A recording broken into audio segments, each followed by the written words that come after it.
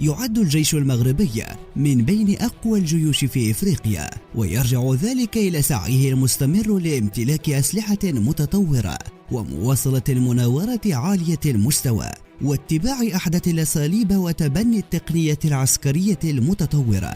وفي فيديو اليوم سوف نعرض عليكم أقوى 5 أسلحة يمتلكها المغرب.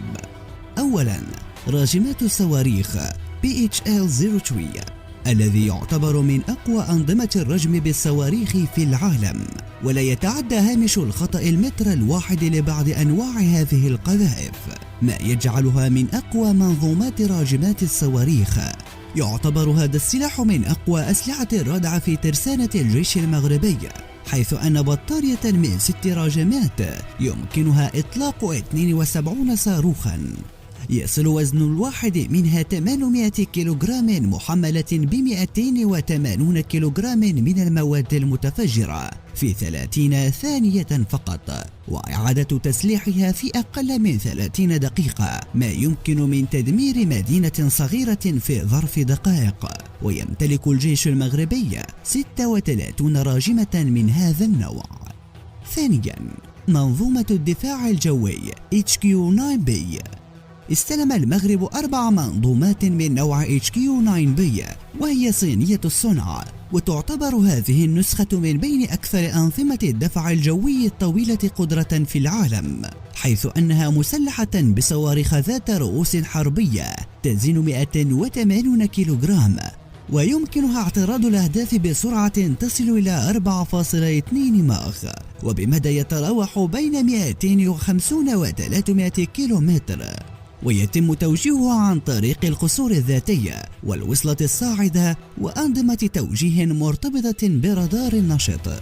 تم تصميمها للاشتباك مع الأهداف المتعددة المحمولة جوا مثل المقاتلات، طائرات الهليكوبتر، صواريخ الكورز، والصواريخ الباليستية، وصواريخ جو أرض.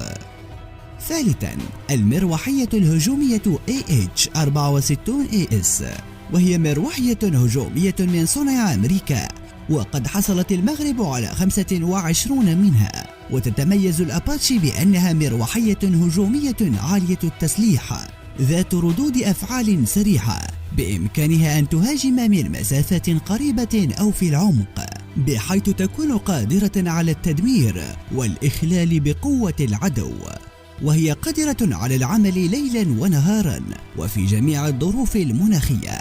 والأباتشي مسلحة بصواريخ هيلفاير الخارقة للدروع، وهي مجهزة بمدفع رشاش M230 بعيار 30 ملم، وصواريخ الهيدرا 70 مقياس 2.75 إنش الفعالة تجاه أنواع مختلفة من الأهداف.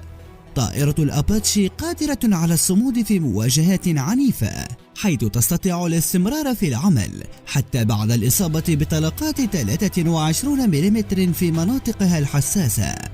رابعا، الطائرة المسيرة MQ-9 ريبير، هي طائرة بدون طيار من صنع أمريكا، ويمتلك الجيش المغربي 4 طائرات، وتتمثل مهمة MQ-9 الأساسية في كونها صيادا قاتلا مستمرا ضد الأهداف العسكرية. وتتمثل المهمة الثانوية MQ-9 في العمل لصالح الاستخبارات والمراقبة والاستطلاع باستخدام أجهزة استشعار لتوفير بيانات في وقت آني للقادة والمختصين في الاستخبارات على جميع المستويات.